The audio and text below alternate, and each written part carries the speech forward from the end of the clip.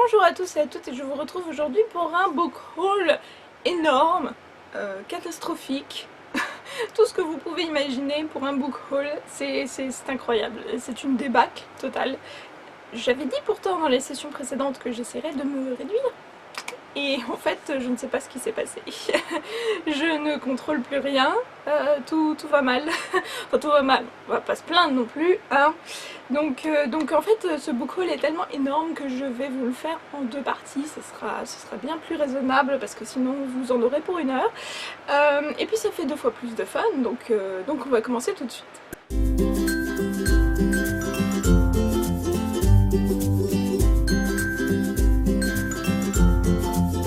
Je vais d'abord commencer par un achat VO que j'ai fait. Alors ce livre, In the After, de Demetria, à chaque fois j'ai un souci avec son nom, Demetria Lunetta, donc c'est le tome 1. Donc là c'est en VO mais il est paru en France aux éditions Lumen. Ça faisait un moment que je tournais autour, je tournais, et puis vous savez quand vous passez dans les librairies vous vous dites je l'achète, non je l'achète pas, je l'achète, non je l'achète pas, non j'achète, non mais j'ai d'autres trucs à lire, non mais bon bref, voilà. Et donc en fait j'ai vu que sur Book Outlet il était en hardback pour quasiment rien, et donc du coup bah, j'ai craqué et je me le suis pris parce que voilà quoi, en plus de ça il est magnifique en hardback. Je vous l'ai montré déjà dans mon unboxing, donc je vais pas tarder. Et en plus de ça, ce que j'ai oublié de vous montrer dans l'unboxing, c'est que truc de fou, et ben il est dédicacé en fait. Donc je pense que j'ai fait une très bonne affaire, puisque en l'ouvrant j'ai vu qu'il était dédicacé, donc c'est juste merveilleux. Ce qui est très bizarre d'ailleurs dans le site Book Outlet, parce que quand vous commandez, les livres dédicacés sont pas dans la même section, ils sont plus chers. On va pas s'en plaindre. J'ai ensuite reçu 2 lots concours. Le premier, alors là c'était trop drôle parce que c'était sur la chaîne de Manu. Et en fait, ben, allez comprendre les trucs du hasard hein, parfois. Et je le voulais tellement en plus. Le dernier, José Rodriguez dos Santos, donc c'est Codex 632, le secret de Christophe Colomb. Donc c'est son premier roman théoriquement quand il l'a écrit, mais c'est son dernier roman paru en France. On va pas chercher à comprendre.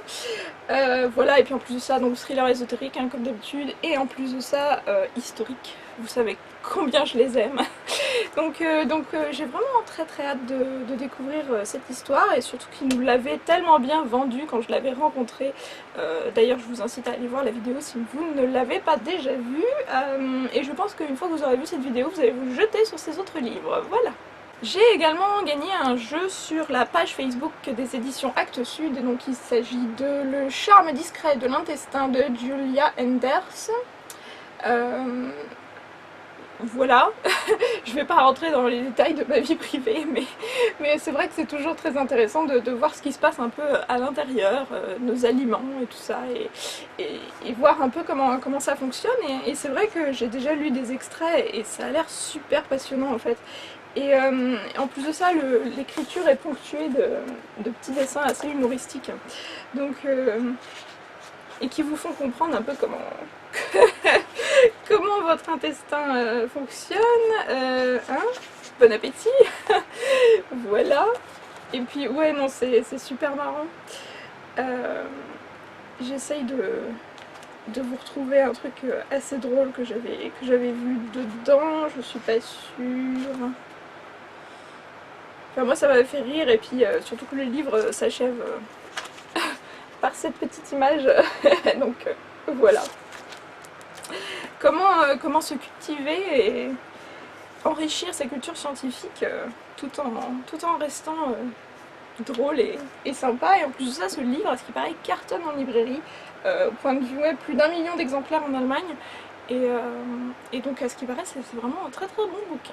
J'ai ensuite reçu de la part des éditions Ginko Gagarine ou le rêve russe de l'espace par Yves Gauthier. Donc il s'agit d'une biographie, je suppose, du premier homme à être parti dans l'espace, donc le russe. Hein.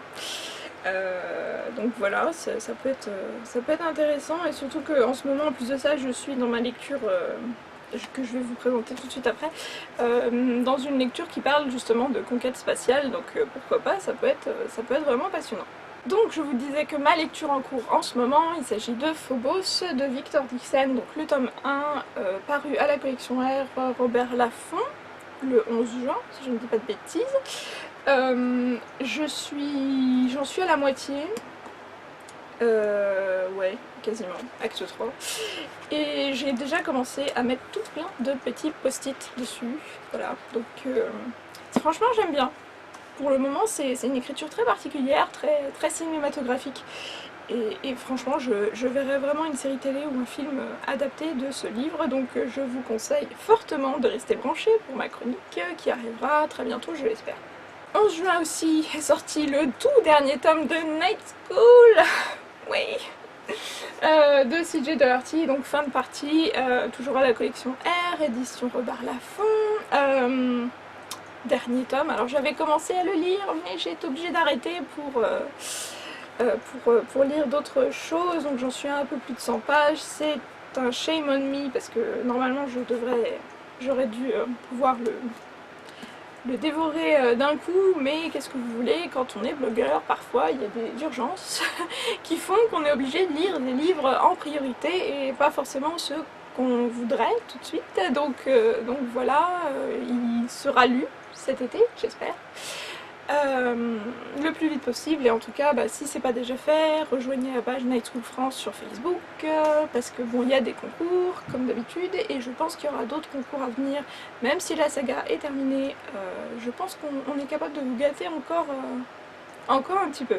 Toujours Robert Laffont, j'ai reçu le tout dernier tome de la saga des femmes de l'islam par Marek Alter, donc c'était le 3e tome, Aïcha.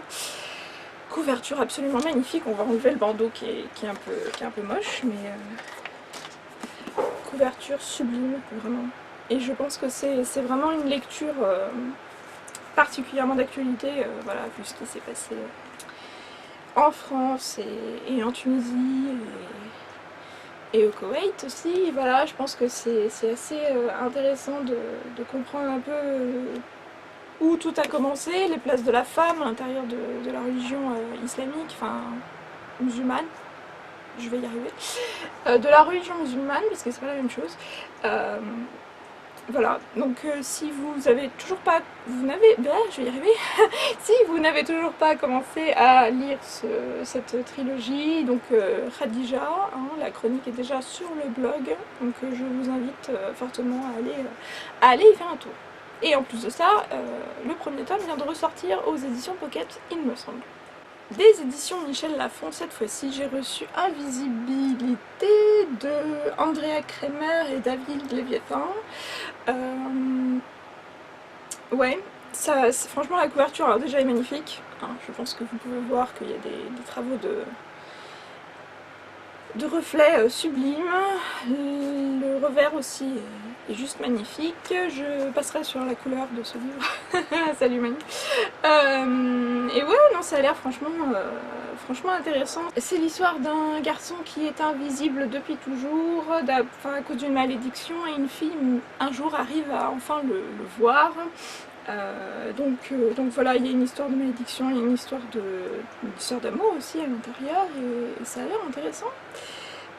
Sachant que j'ai entendu pas mal de bonnes choses sur ces deux auteurs, donc j'ai hâte de découvrir. Il est assez épais, hein, mine de rien, il fait plus de 400 pages, 420 pages. Donc let's go! Des éditions Pocket Jeunesse, cette fois-ci, j'ai reçu La Terre brûlée de James Dashner, c'est le 2e tome de la trilogie L'épreuve, donc le premier c'était Le Labyrinthe. J'ai vraiment très hâte de lire ce tome. J'avais dévoré Le Labyrinthe, vraiment, juste avant le film, et là celui-là, le film va pas tarder à sortir non plus, je crois à la rentrée. Donc il est temps. En plus de ça, les chapitres sont très courts, et ça participe aussi je pense du fait qu'on lit le livre d'une traite comme ça. Donc voilà. Et j'ai aussi reçu enfin Aristote et Dante découvrent les secrets de l'univers par Benjamin Alir Sáenz, donc toujours aux éditions Pocket Jeunesse. Donc ce livre, je l'avais lu en version originale en anglais il y a 1 an et demi déjà, je crois, quelque chose comme ça, voilà. J'avais adoré et donc voilà, on a harcelé les éditions Pocket Jeunesse pour qu'ils se décident enfin à le traduire, parce que c'était vraiment très bizarre qu'un livre comme ça n'ait pas été acheté et n'ait pas été traduit jusqu'à présent, et bah, ça a été le cas, voilà, ils nous ont écoutés, et donc on espère que de bonnes choses pour ce livre. Vraiment, je vous le conseille amplement si c'est pas déjà fait. Ça avait été un gros coup de cœur pour moi. En plus de ça, il est très court, hein, il fait 350 pages, quelque chose comme ça, mais les chapitres sont... Enfin, il y a des chapitres qui font un paragraphe, quoi. Voilà, c'est super rapide à lire, et puis c'est une écriture très particulière, quoi. C'est vraiment très calme, très... Je sais pas, c'est vraiment une très belle ambiance, une très belle histoire, et je vous le conseille amplement. En plus de ça, ça fait réfléchir. Je pense que vous ressortirez pas tout à fait pareil de ce livre, donc allez-y si ce n'est pas déjà fait, c'est un ordre. Des éditions de Noël, cette fois-ci j'ai reçu Younger de Pamela Redmond Satran. Donc c'est un livre qui a été adapté en série télé il n'y a pas très longtemps. C'est l'histoire d'une femme qui a 44 ans et qui... Sa fille part faire ses études, donc elle se retrouve toute seule chez elle, pardon, et donc elle se décide à finalement changer de vie, à se rajeunir, à s'habiller différemment, à se coiffer différemment, etc. Et elle va vivre une seconde vie, en fait, une seconde jeunesse, et donc ça se passe à New York, ou dans... Oui, c'est ça, à New York. En tout cas, le livre est magnifique. C'est vrai que là, ils ont fait un super beau travail. Je vais aussi vous retirer le bandeau histoire de voir quand même comme il faut. Voilà, et ils disent derrière c'est marqué le livre de la nouvelle série de Darren Star, le créateur de Sex and the City. Donc je pense que ça peut être très bien, surtout pour l'été en plus. Il est très court, hein, il fait 250 pages. C'est encore écrit bien, les chapitres sont pas trop longs. Donc, ben, si vous voulez éventuellement une lecture fraîche, sympathique, agréable pour l'été, jetez-vous dessus. De la part des éditions Pocket, cette fois-ci, j'ai reçu La Terre des Cavaliers par Louis Meunier, qui est sorti au mois de juin, là, tout récemment. Alors, j'ai été invitée à la projection privée du making of de son dernier film, je crois qu'il s'intitule Kaboul Cinéma, je sais plus, je vous insérerai l'information. Et en fait c'est un homme qui est passionné par l'Afghanistan, qui a fait de nombreux voyages là-bas, qui a vraiment côtoyé la population, qui essaye d'apprendre un peu à mieux les connaître, voilà, au-delà de tout ce qu'on entend dans les médias occidentaux, qui essayent d'apprendre à connaître un peuple qui a été vraiment martyrisé et traumatisé par des conflits qui ne sont pas les leurs finalement. Donc voilà, je vais passer là-dessus. Là, en l'occurrence, dans ce bouquin, il s'intéresse à la particularité qu'ont les Afghans, en fait, d'être un peuple qui aime les chevaux. C'est un peuple cavalier, donc voilà. C'est un peuple nomade à la base. Donc ma foi, ben, j'ai vraiment hâte de découvrir ce roman. Ça a l'air d'être... Enfin, ce roman... C'est pas trop un roman, mais voilà, ce récit, on va dire, ça m'a l'air vraiment très intéressant. Voilà. De la part des éditions Stock, cette fois-ci, j'ai reçu le dernier roman de Isabelle Autissier, Soudain seul, qui est paru, je crois, au mois de mai, ou au mois de juin, je ne sais plus. Donc Isabelle Autissier, pour ceux qui ne la connaîtraient pas, pardon, il s'agit d'une navigatrice qui a été rendue célèbre par ses exploits et ses traversées dans les années 90, si je ne dis pas de bêtises. Et donc elle a décidé d'écrire un roman qui raconterait l'histoire de deux personnes d'un couple de trentenaires parisiens, oui, parisiens, il me semble, enfin français, qui décident de prendre un bateau en fait et d'aller faire le tour du monde. Et le problème c'est que arrivé entre la Patagonie et le Cap Horn, donc dans le sud de l'Amérique, ils vont échouer en fait. ils vont être largués sur une île déserte où il n'y a pas de téléphone, où il n'y a pas de nourriture, donc ils vont être obligés de chasser pour se nourrir. Et voilà quoi, ça va être vraiment Robinson Crusoe quoi, qui va arriver à survivre jusqu'au bout, et les recoins de la solitude. Est-ce qu'on peut encore être seul et perdu et livré à soi-même aujourd'hui en 2015, là où il y a quasiment des téléphones portables partout? En fait voilà, ça vous apprend un peu les limites de l'être humain. Et ça m'a l'air très original et très sympathique. Donc voilà, comme d'habitude avec les romans stock, c'est écrit gros, c'est assez court. Donc je pense que ça sera vite lu. Et pour terminer, cette fois-ci des éditions Hugo Roman, j'ai demandé et reçu pas mal de choses. Donc tout d'abord l'agenda joueur du grenier, parce que Hugo fait aussi des agendas et je l'ai trouvé super beau franchement. Alors là je vous prépare une petite vidéo, donc voilà, vous verrez hein, en temps voulu, mais je l'ai trouvé vraiment super beau. Donc alors je crois qu'il sort fin juin, il n'est pas encore sorti, mais franchement pour un agenda super mignon. D'ordinaire c'est toujours la couverture qui est belle et puis l'intérieur est un peu délaissé, mais là franchement j'ai trouvé super sympa.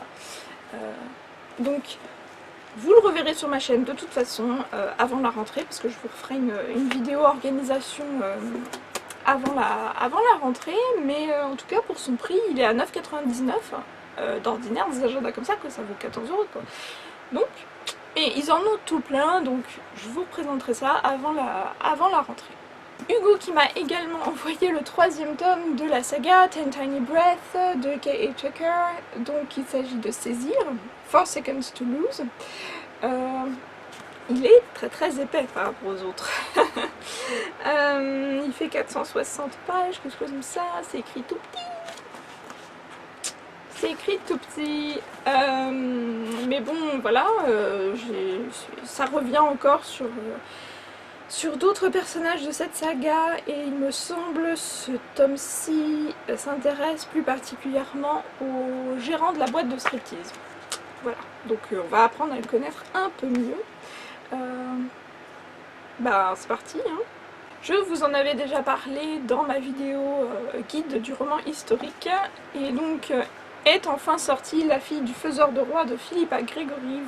Vous l'avez peut-être déjà vu dans vos librairies, il est juste magnifique. Je vous laisse regarder un peu ça. En plus de ça, il y a du travail de relief.